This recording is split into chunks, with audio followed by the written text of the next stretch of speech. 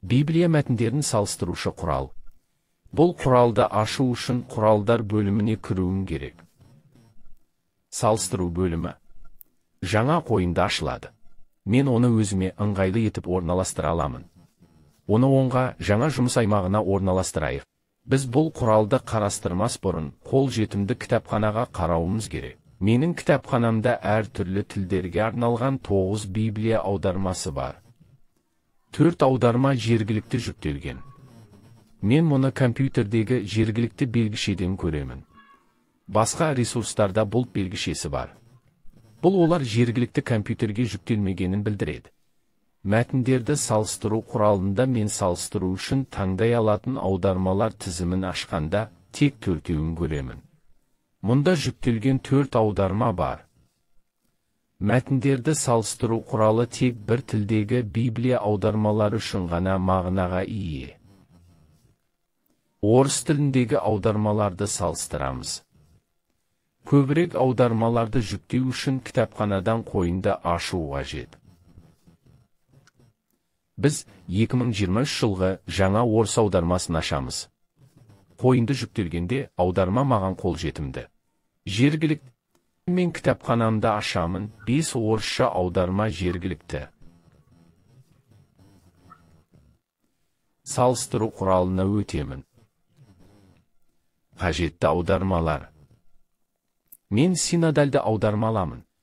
Бұл тізімде таңдалған бірінші аударма негіз ретінде алынады, ал қалған аудармалар осы аудармаға қатысты салыстырылады.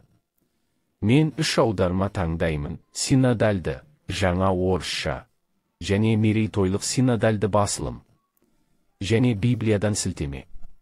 Мен қысқартылған сілтемелерді пайдалана аламын, сондай-ақ перкоптарда немесе мағыналық үзінділерде кілт сөздер бойынша іздей аламын. Библия. Кітаптың бірінші тарауына қарайық.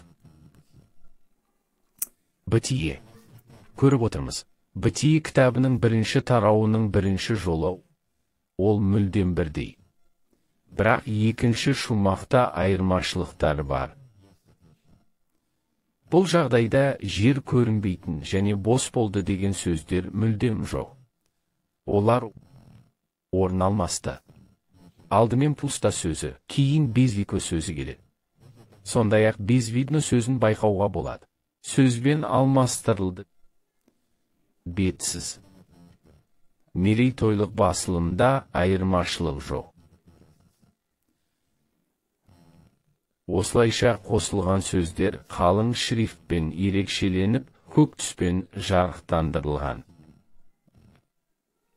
Түспен және жоғалған сөздер бұл аудармада жоқ, бірақ негізгі аудармада бірінші бағанда бар. Олар сызықпен белгіленген. Шумақтан кейін алгоритм пайыздық қатынаста салыстыруды көрсетеді. Синодальды аудармаға қатысты 67% айырмашылық. Біз кез келген аудармаларды салыстыра аламыз. Көп баған.